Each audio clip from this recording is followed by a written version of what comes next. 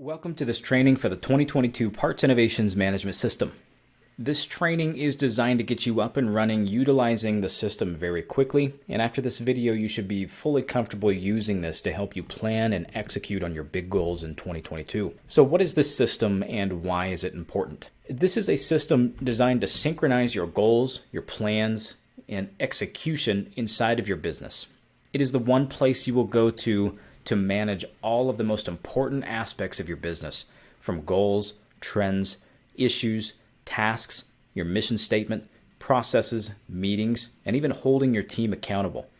It is very carefully and specifically designed around the parts department, understanding and knowing the struggles of a parts manager, which includes a giant lack of support from superiors on building and growing your business. This is a system designed to give you the support necessary to crush your goals and make your general manager's head spin. It is extremely important that you systemize your business. It is the only way that you can have predictability built into your daily actions and processes. The more systematic and intelligently we can approach the parts business, the better our results are going to be. We all know that the world is evolving, and it seems that the parts department has been left behind again. But if you stick to these systems and frameworks, you will not be left behind. You will prosper, and you will create a better future for yourself and for your team.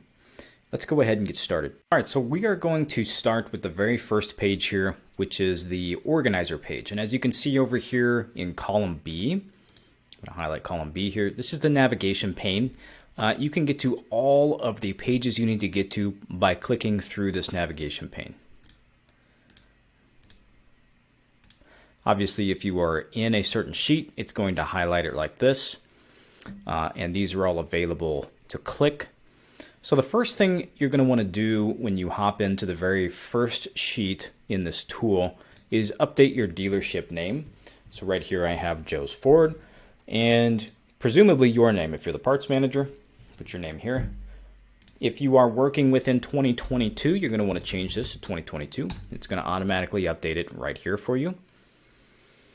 This is the first thing that you're going to have to think very deeply about. And this is your mission statement for 2022. So this is the biggest goal that you would like to achieve, or the place that you would like your department to be by the end of 2022. This isn't like a 10-year goal, a 5-year goal, or anything like that. Specifically, by the end of 2022, this is exactly what you'd like to have achieved. It definitely needs to be something measurable. It needs to be something that people can get behind, because your team is going to want to know this as well.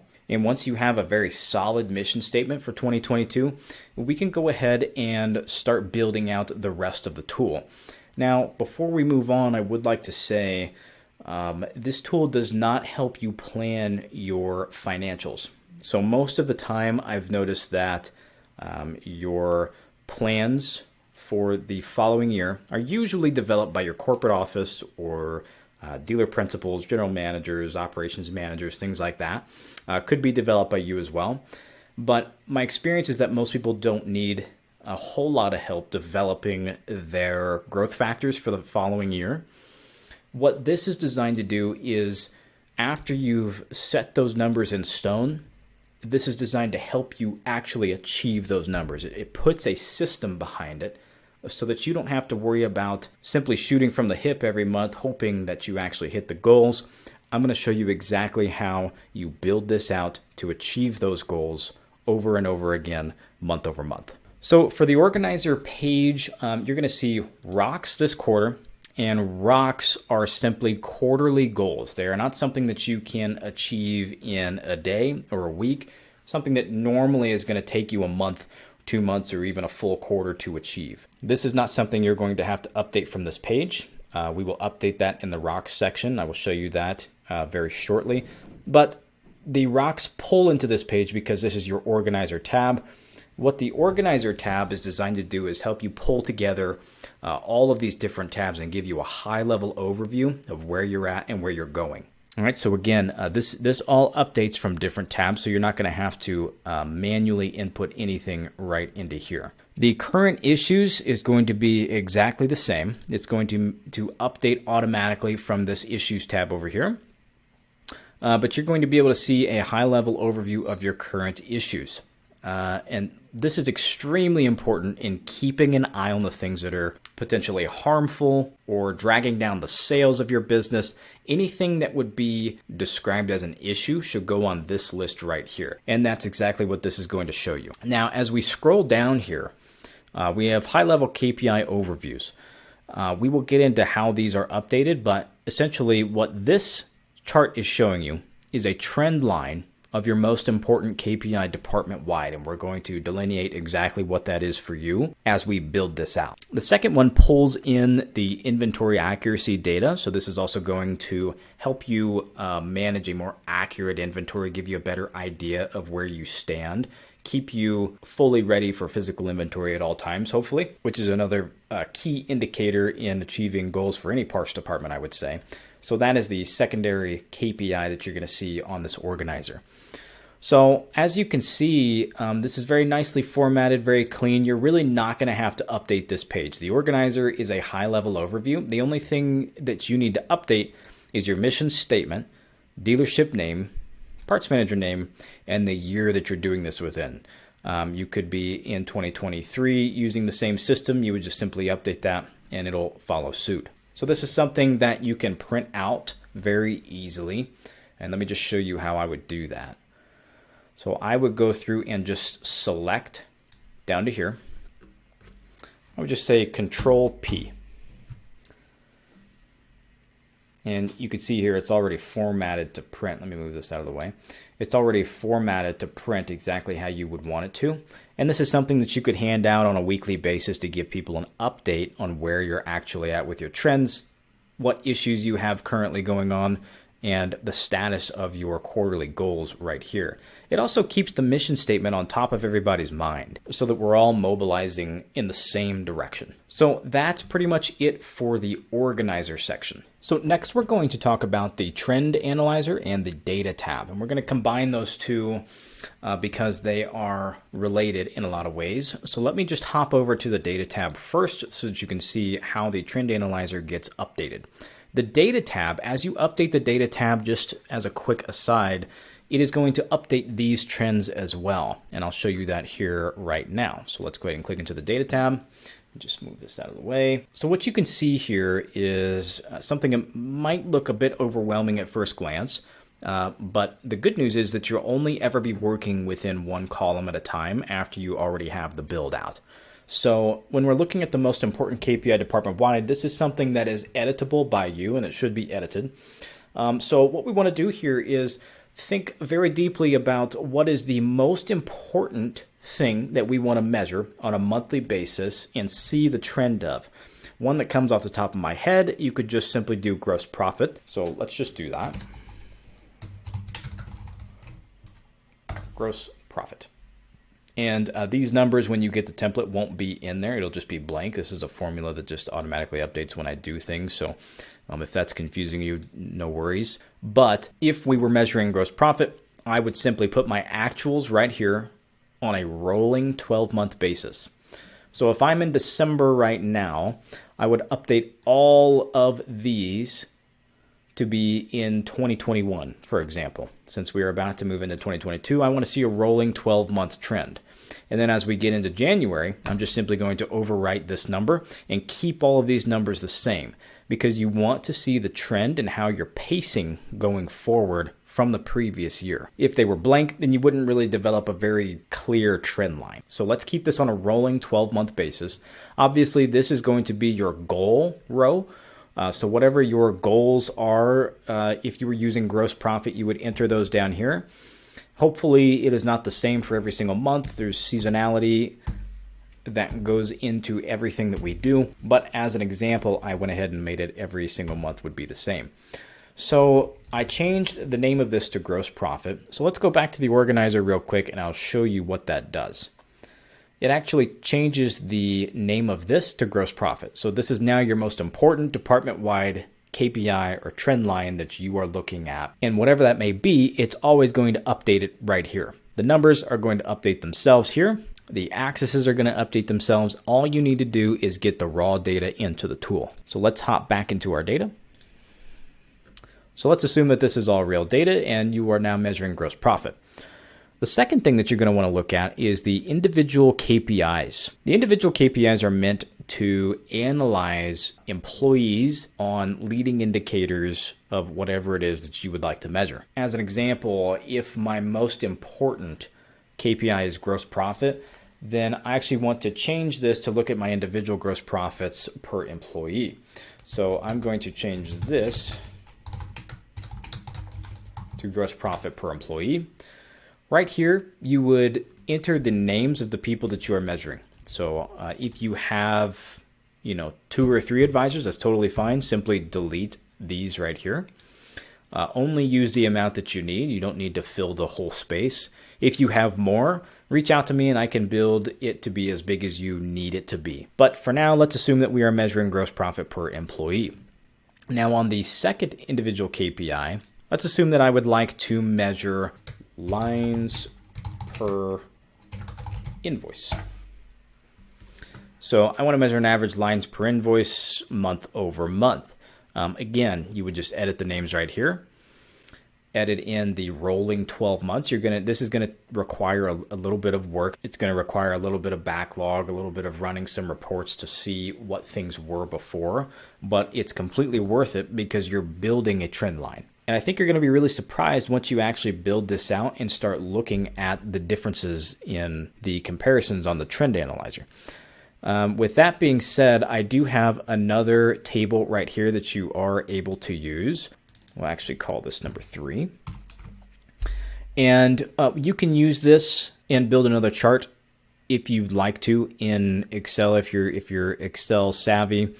I simply added this to give you a little more flexibility. I don't actually use this chart, but I thought if someone else is measuring 3 individual things instead of just 2, then here is a way for you to do that. So now that we have some data in, we've changed the names of our tables, we know the people that we're measuring, what I want to do is look at my trend analyzer. And right here, you can see that we changed that primary one to gross profit. You can see that right there. It's going to give us a trend line. It's going to show us that we've dipped down here. We pulled up a little bit, seasonality happened, and now we're tapering off. So the main thing that you want to look at here, since this is going to be in your organizer, is this analyzer report or employee trend analyzer report. What you can do with this once you've got your data in is you can click on the cell, and this little drop-down arrow right here is going to allow you to choose the employee you want to analyze. So if I want to analyze Casey, and I want to see his trend lines for gross profit per employee over the past 12 months, that's exactly what I'm going to be able to see. And I'm going to look at this, I'm going to say, well, this is actually pretty consistent. There's some seasonality with it. It doesn't drop below 200,000 ever. He's doing a really solid job. Let's see if we can find one with a little crazier numbers. Still very consistent. And again, these are formulas that are randomizing numbers. So if I'm looking at this, I can see my trend lines are actually very, very tight, but my lines per invoice are starting to look a little wonky. So let's go over here and analyze lines per invoice. So if I was doing this, I would probably select the same name for both, and I would want to be looking at their gross profit per employee and their lines per invoice sold. What you're going to start to notice, these trend lines are going to follow each other. And the other thing that you're going to notice is what their individual contributions are to the overall goal right here. This is why it's important to have this chart on the very top, because this is our primary goal. This is the most important thing that we're focusing on. I want to know Cheryl's individual contribution to the overall goal. And I can also select the gross profit per employee for Cheryl and be looking at the lines per invoice for Casey.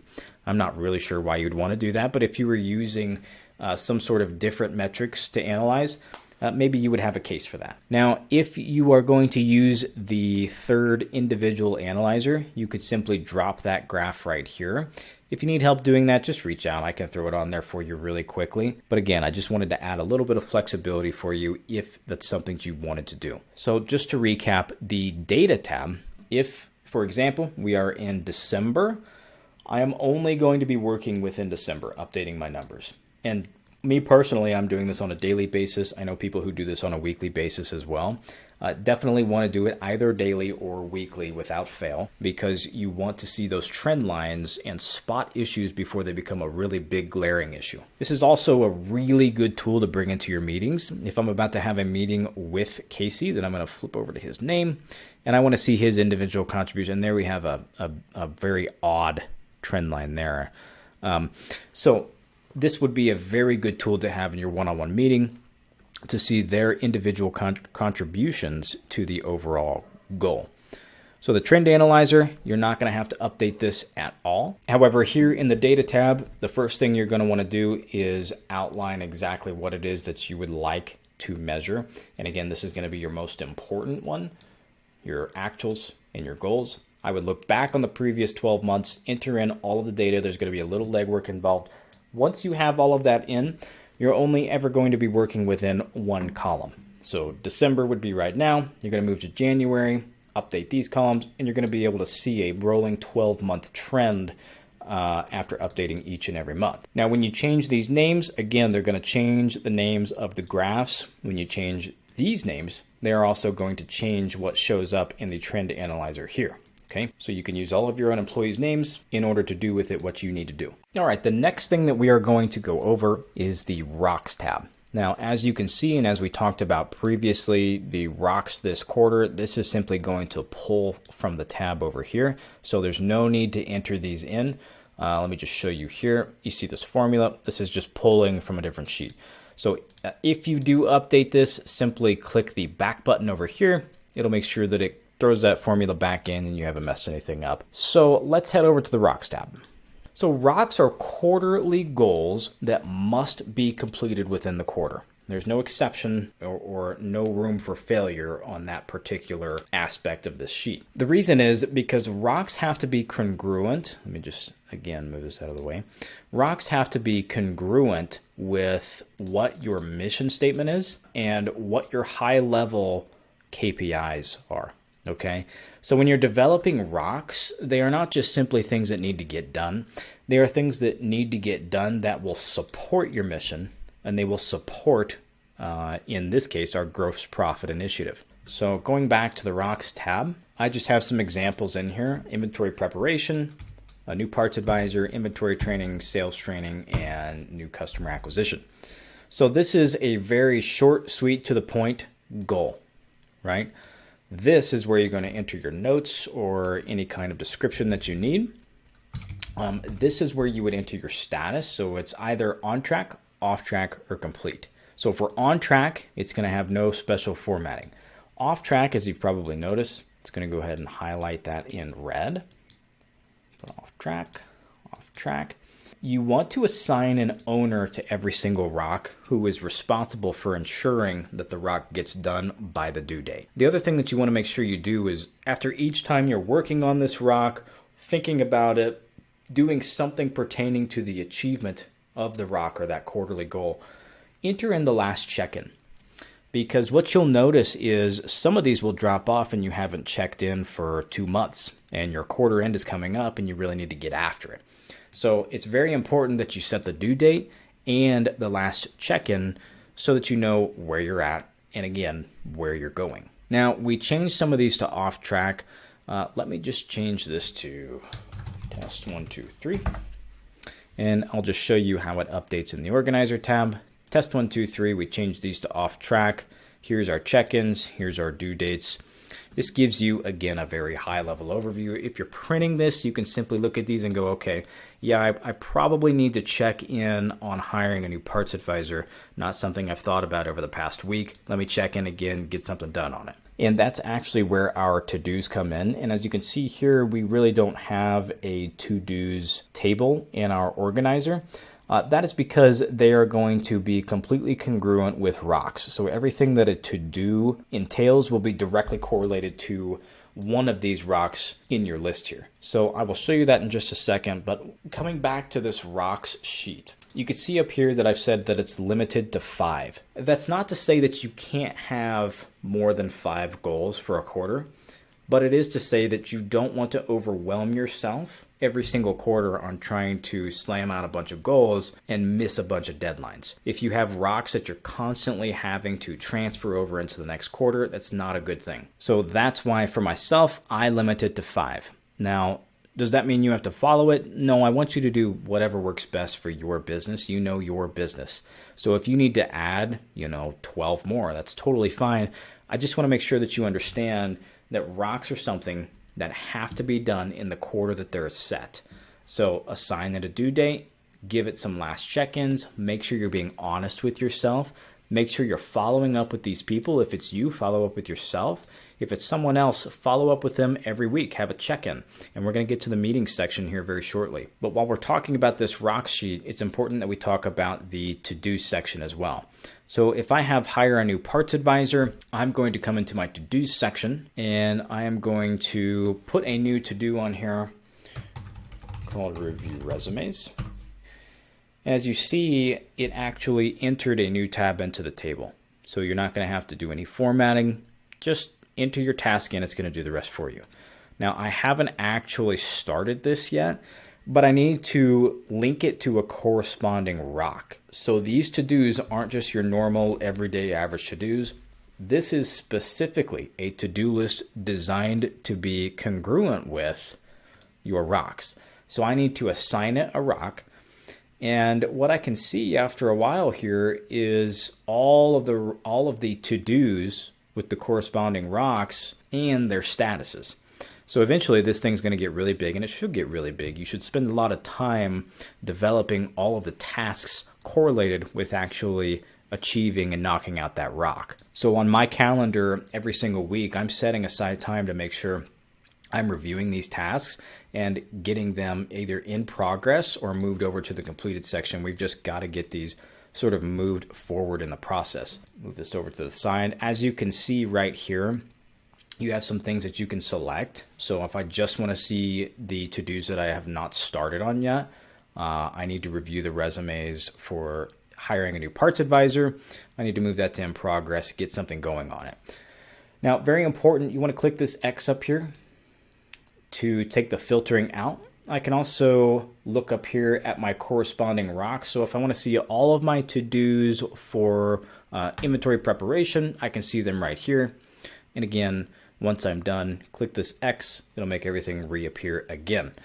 Now, this list will be relatively large. When you have a goal that takes a full quarter to achieve, generally speaking, that's going to be a very big goal. And it's going to be a goal that's congruent with actually achieving, again, your mission and your most important KPI. So it's worth spending some time to outline the to-dos that are going to help you achieve those rocks, because those rocks are going to help you achieve your mission, if that makes sense. So let's talk about the next tab, which is issues. We'll just hop right into it. The issues list is, again, limited, and in this case, it's limited to 10. The reason that I limit myself to 10 is because I want to make sure that I'm knocking these out as quickly as possible. I mean, if it's an issue in my department, it's a problem that could be costing me money. So I really don't want this to be this big, huge, long list of issues.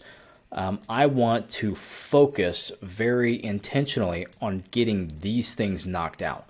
Now, once I have these knocked out, I can add myself another one and make sure that I check the status appropriately as not started. But for issues, we want to limit ourselves so that we ensure that we're actually getting things done in a timely manner, in a way that's not affecting business. And we also want to make sure that we can actually focus on the amount that we have in there. What I've noticed is that if I have an issues list that has 30 items on it, it can be very overwhelming. It can make me feel like there's really no end in sight, or I don't know where to start. So very good to keep it to 10. And when you enter in your issues, of course, as you might imagine, they are going to automatically update right here. So your current issues, the issue title, the issue type, status, and your last check-in.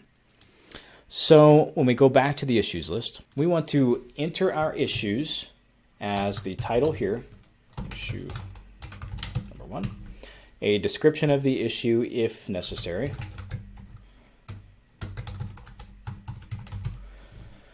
The issue type, long-term or short-term. A short-term issue to me is something I can solve in, let's say, a week or less. A long-term issue is something that I can't really solve just on my own. I need other resources. I need approvals. I need something like that. So that's why I have a long-term issue type there. I don't want to forget about it. I don't want to stop hammering on it. If it's a true issue, then it needs to be dealt with. But we also need to be very realistic about whether it's a long-term issue or not. I always set my status as not started to begin with, and my last check-in as today. So again, we have 10 slots here. When I go through and I'm setting aside time on my calendar, I absolutely want to set aside time to work on at least my short-term issues, things that I can control. And then you might want to set aside even more time or some meetings with your long-term issues if you're waiting on someone else or if you need certain approvals. But you don't want to forget about them. That's the most important piece. But again, as we go to the Organizer tab, this is going to be on that printout. It's going to be on your high-level overview. And by looking at this each day, I can go see exactly what it is that I need to work on. So based on what we have right now, I need to go work on these things that are off track, because my last check-ins were a while ago and I see that they're off track and they require my attention right now. So again, just reinforcing the Organizer as pulling all of these things together and giving you that overview. So let's move on to the Meetings tab. The Meetings tab is a very, very simple but effective template for a check-in meeting. So when we're looking at our trend analyzer, and I'm looking at Tyler, and I'm seeing he has very up and down trends. They go really low, they go really high. He's got great months, he's got not so great months. And assuming that this was Tyler over here, let's actually find him. I can see that he's very inconsistent with his lines per invoice, and maybe I can have a meeting with him, get his thoughts on why that might be, print this out, and figure out a way to get him more consistency and therefore more predictability as he contributes to the overall goal. So back to meetings, I wouldn't fill this out right here. I would actually just go ahead and print it out like we did the other sheet. So Control P. And it's going to print it out right here. It's nicely formatted, and you have a ton of space here that you can utilize for anything that you might need to, any notes. But we'll go back here. Very simply, the name of the person that you're having the meeting with. Presumably this would be you. A lot of times I would have my assistant also do these meetings, so it could be them as well, or a team lead. We want to put in this box the numbers that this team member is responsible for, because we are also going to be printing out this trend analyzer and stapling it to the back. So if I'm having a meeting with Tyler, I am going to add his name into these and show him how he contributes to the overall goal. It's very important to everybody. Go back to the meetings. So I'm just simply going to say he's responsible for this amount of gross profit and this amount of lines per invoice. Got to have a goal associated with it. We don't want to just measure it. We want to have a goal associated with it. We're going to outline the purpose of the meeting, and I can say, hey, I've just noticed your trends are very inconsistent, and I want to help you tighten those up, as an example. And once the meeting's over, once you've conversed back and forth and talked about it, we can outline some action items for you, and we can outline some action items for the employee as well. And again, you're going to have ample amount of room here to write any more notes that you might have, anything that might be coming up, any additional items that the meeting entailed. That's perfectly fine down in the blank space below. But ideally, we want to make this an extremely simple and very regular meeting. So if you were going to do this on a monthly basis, I think that would be actually a very good frequency, a very good cadence to have, because it gives them the opportunity to see how they contribute to the overall goal, for one, and that's something I always want to see, and I always want my people to see. But it also gives them a chance to talk with you one-on-one every single month. It gives you an opportunity to outline some action items and connect with your employees based on their numbers and anything else that might be correlated to the business or even their personal lives. Next, let's talk about the Process tab. The Process tab simply gives you a scenario and then it allows you some space to outline your process for dealing with that scenario. So these are just examples, but I will leave them in the template as I think they are pretty important questions to answer. But essentially, one of them here is, how do you increase call and order volume when revenue is down? Now, if you don't already have some sort of process, it could be a detriment to your business, right? So the process should be something that you have proven to work over and over again for increasing that call volume or that online order volume or something like that. But you want to test different processes against these scenarios. So if it's a scenario that pops up frequently, what I'm going to ask you to do is add it to this scenario column and follow your process that you know works. Write down your processes when you notice something works. Now, you could very easily come through here, answer all these questions, outline your process, and realize, oh, that actually did not work at all. And that's perfectly fine, because this is designed to be a living document. All you need to do is refine it. You simply come back in here and outline what you're going to do next time, execute on that, and evaluate whether it worked or not. So you could see, again, I have some examples here, but you can make this as large as you need to make it. But this is part of systemizing your business, right? So you have some consistency within yourself whenever you're facing a scenario, a leadership scenario, a management scenario, or even a scenario that's within your DMS, anything OEM related. It doesn't really matter what it is. Outline your process that you know works, that you can perform over and over and over again, and you know you'll get the same result. And if it doesn't work, this is your space you can come back to, outline a different process, and start testing these things. Make sure that you test them and get the best possible process out of yourself, as it will only benefit your business going forward. This is a pretty basic tab.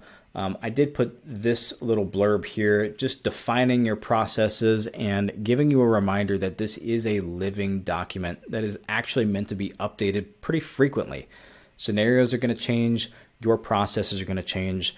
If nothing else, we've learned that over the past 2 years for sure. So now let's go to the accountability chart. This is an extremely simple chart, but it's very, very effective in holding your people accountable to the things that you need them to be accountable for. Now, I've got a couple examples in here. I've added Joe as accountable for processing warranty claims as of this date, and the last time that I've checked in with Joe about the process. So we'll update this. Now, this could be the basis of a meeting. Of course, you could go ahead and print your trend analyzer, your check-in meeting, and the accountability chart just for Joe. And this is the same filtering system that we had on the other tab, if you remember. Always click the X to bring everything back out. So the magic really happens in this check-in phase. What has worked best for me in the past is checking in on a weekly or monthly basis, depending on what the task actually is. If it's actually for processing warranty claims, that's something I'm probably going to check in on a weekly basis with.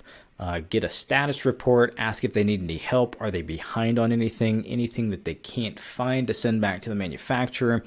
Things that I'm going to need to know ahead of time before they become a problem. But the idea with this is that you build out every single team member what it is that they're accountable for, so that you can hold them accountable for it, the date that you decided that they are accountable for that, and the last time you actually checked in with them about that process that they're accountable for. And that's actually you being accountable back to them about the processes that they are responsible for. So again, if I'm having a meeting with Joe, I'm going to print out what it is that they're accountable for. I'm going to print out the trend analyzer, and I'm going to change these names over to Joe, show them how they are contributing to the overall goals. And then I'm going to print out my meeting template, fill that out, make sure we've got some action items, and make sure we have something in the space below. And that is the basis of an extremely effective meeting, especially when you do this every month, or if you're having issues, I would even recommend every week. Now let's move over to the planning and idea board.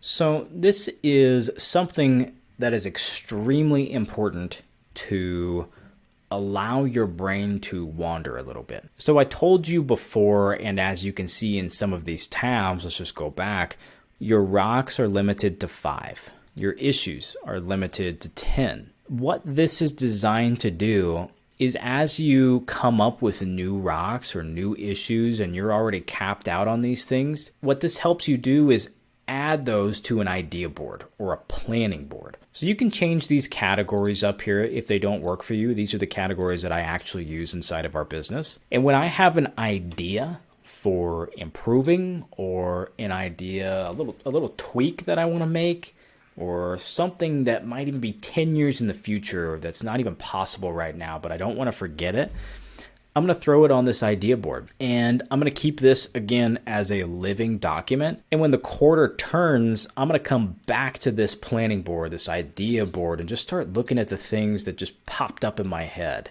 Because, I mean, you know the feeling, you'll be doing something in the middle of your day and you'll get this idea. And if you don't have a way to capture these ideas, it's really difficult to come back to them because your mind is constantly context shifting in between all of these different tasks, and you've got a lot of things that you're responsible for. But if you can throw it onto this board and come back to it when the quarter turns, you're going to be able to outline those rocks that are going to help you achieve this overall goal very, very quickly, very easily. So allow your brain to wander a little bit. Create the categories that are going to work best for your business and enter the idea into these categories here, whatever categories those might be. And of course, you can add on to this, or if you need me to help you add on to it, I can certainly do that. But again, the idea is to become a bit of a dreamer here. The idea is to let your mind wander. It's to not lose sight or lose track of those big, huge ideas that you just can't remember that you had a couple months ago. Keep all those things right here. All of your best ideas should be just completely shoved in here, and this can be as long, as big as you need it to be. But ideally, you would be filling this out pretty much on a daily or weekly basis, because we already know that we can't add more rocks. Again, we're limited to 5. So if you have an idea for a rock that would get you closer to this mission statement or get you closer to this overall goal, throw it on this idea board, knowing that you're going to come back to it once the quarter is about to turn, when you're building out your new rocks for the new quarter. Now let's get to the final component of this management system or this framework, and it is the inventory tool. As we click on this, you're going to see some charts that look a lot different. I wanted this to have sort of a different feel so that you could very quickly glance at this and know that you were looking at your inventory tool, something that's very, very important to your business.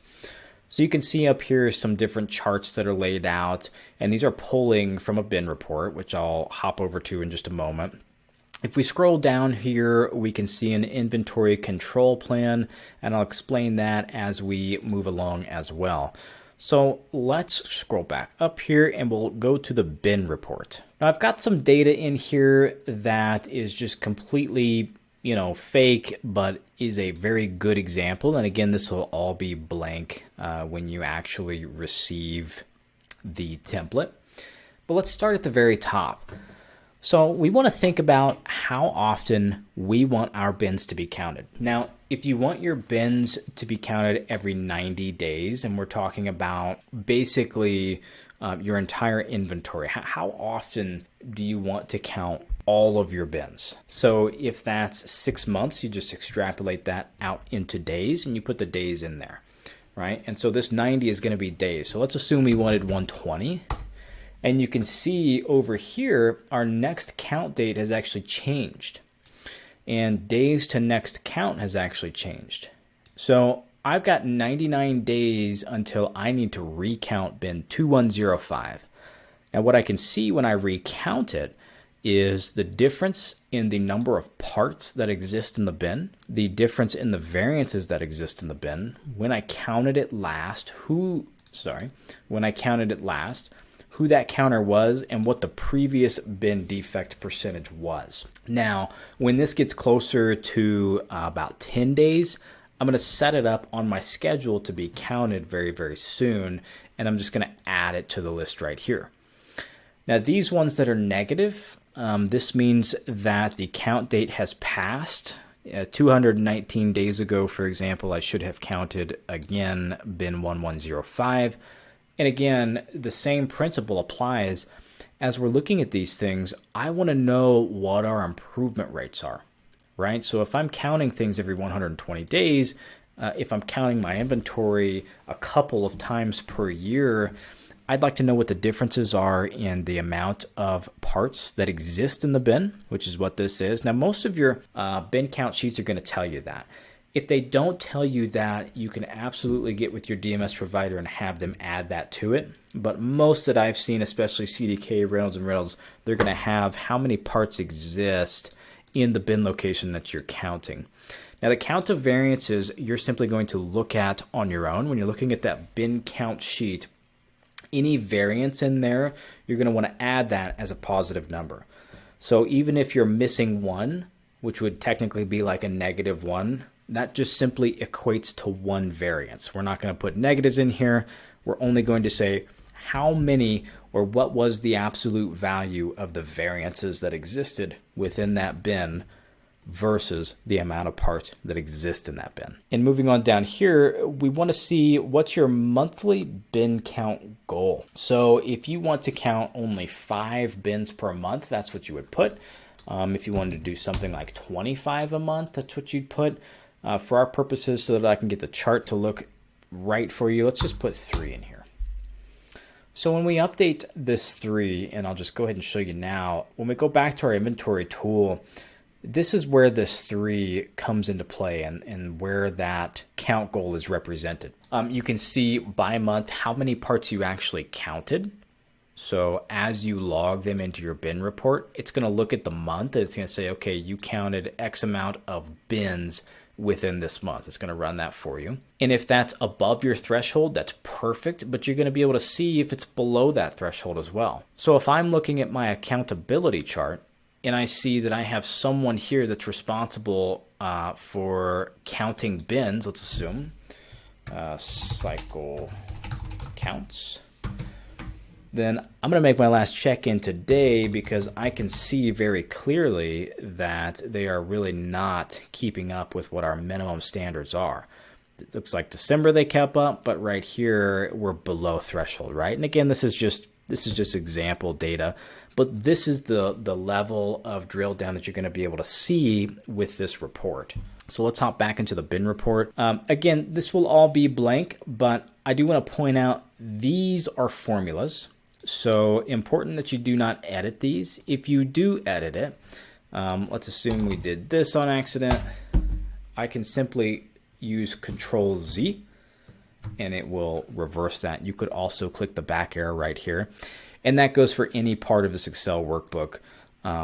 Simply clicking back, you can just reverse what you've already done. If you mess up, it's no big deal. You can also reach out to me, email me at jscott@partsinnovations.com. I'll fix it up for you. It's really no big deal. But important that we don't edit these columns right here because they're going to edit themselves. Now, as you enter data into this table, it's going to automatically calculate the amount of parts you've counted within the table. It's going to calculate the variances that you have. It's going to spit out your overall bin defect percentage. The reason why this is important is because it gives you a very good understanding of your at-risk value or your potential shrinkage value if you have a certain percentage of defect within your bins. So if I have an inventory value of $1.25 million with an overall bin defect percentage of 13%, I can pretty safely assume that $150,000, $160,000 of that is a bit at risk. Now, if I've only got this amount of data in my table, and I've got $1.2 million worth of inventory value, this is not a good representation of your overall defect percentage. My recommendation is that you get a full inventory count before you actually look at this and say, okay, this is what we actually have to work with. Then you start redoing and you see how you've improved over time. Now, you can always manipulate these in yellow. It's going to spit out different scenarios for you. I would update your inventory value once per month. So it could change to 1-1. And that's going to give you a different at-risk value. It's going to be a living document, again, just like everything. These numbers, again, are predicated on this table, and it will be blank when you get it. I would recommend 90 to 120 on your bins counted. If you have an extremely large inventory, you could put that out somewhere 4, 5, 6 months. I wouldn't let a bin go uncounted for longer than 6 months, however. Now, you can also see over here, we have a bin location filter. If I have bin 1114, for example, and it was in here multiple times, I could see the amount of times we've counted it, first of all, but the dates we've counted and the improvements in defect percentage that we made, if any. I can also see if we've missed a count deadline as well, which would be very important as a parts manager to find out. Now, I'm going to head back over to the inventory tool, and this is your dashboard for just overseeing and reviewing this inventory accuracy. If I'm assigning myself to it, that's perfectly fine.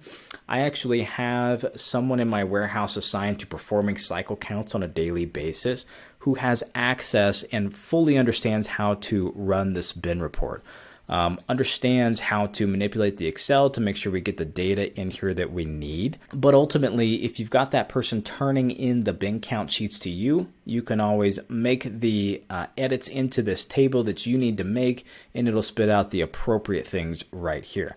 So you can see here 13% bin defect percentage, our counts versus variances in a nice pie chart. And then, of course, I want to be looking at trend lines for how many bins we've counted versus what our threshold is at any given time. Now, something that's very, very important to managing your inventory in the most accurate way is having a control plan. So what a control plan is simply outlining the tasks that need to be performed daily, weekly, monthly, quarterly, annually, that will keep your inventory as accurate as possible.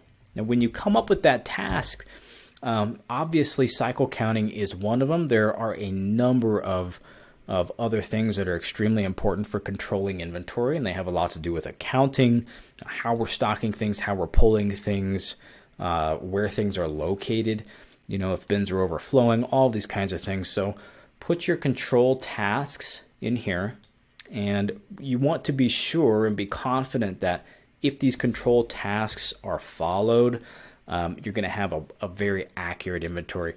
And you're going to be able to see your inventory accuracy improve right here as well if this control plan is working. Make sure you assign an owner along with a frequency that task needs to be completed. If it's cycle counts and it's daily, that's very simple. It's Joe's the owner,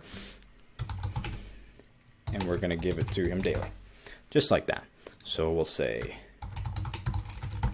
cycle counting, and I checked in here to make sure everything was going as planned. This is definitely something you want to check in on a weekly basis, monthly basis. I wouldn't let it go much longer than that. So just to recap, we have our inventory tool, which is going to show us a pretty high level overview, but also a detailed indicator of how we're doing in our inventory, what our counts versus variances are, what our bin defect percentage is, how that correlates into the amount of counts that we're doing. If our counts are very low, it's highly likely that our bin defect percentage is going to be very high. We need more data in there to get a more accurate picture. The other important piece of this is the bin report tool. And I would recommend training someone how to use this, or at least having them turn those cycle counts into you for adjustments, and you add this data in yourself. You want to be very clear on your inventory strategy, your inventory accuracy strategy, that is. This doesn't have much to do with procurement. This is simply what's on your shelf, or what it says should be on your shelf is actually on your shelf. That's our goal, right? So I want mine to be counted every 90 days. And let's just say I want 30 in our monthly bin count goal. And again, over here, that's just going to give that bar a 30 on the threshold. I want to outline the bins we've counted along with the bin location the count of variances that there were and make sure you're actually making those adjustments. You don't want to run into the same problem if you count that bin again and have the same defect percentage. We want to make sure we're always improving. The last count date, which would be the date that you counted it. The counter, just so you can keep people accountable. It could be the same person every time, but it's likely not going to be the same person every single time, especially if you have hundreds, maybe thousands of bins. These are all formulas. Do not edit these. It will do it for you. It will auto-calculate everything for you. Be sure to update this inventory value at least once per month. But if you're looking at it at a glance, you could do it even more frequently than that, once per week, every Friday or Monday, anything like that. You can certainly filter by any bin location that you need to filter by, just to take a look at the different variances, improvement levels. Anything you need to see should be doable right here. And ultimately, when you come back into your organizer, that's what this very last metric is going to show you. So when you're printing your high-level overview, you're going to be able to see the bins you've actually counted. You can see that that line is exactly the same as the one that you would see in your inventory tool. And it looks a little different because we have a threshold count right here, but the numbers are the same. If you're going back to your organizer and you're printing this daily, weekly for your team, they're going to get a great idea of where we're at with inventory accuracy, with high-level KPIs, the issues that we have in the department, the quarterly goals that are on, off track, the due dates correlated with those goals. They're going to be reminded of the mission statement. When you have your meetings, they are going to be reminded and shown how their performance correlates to the overall performance. Extremely important.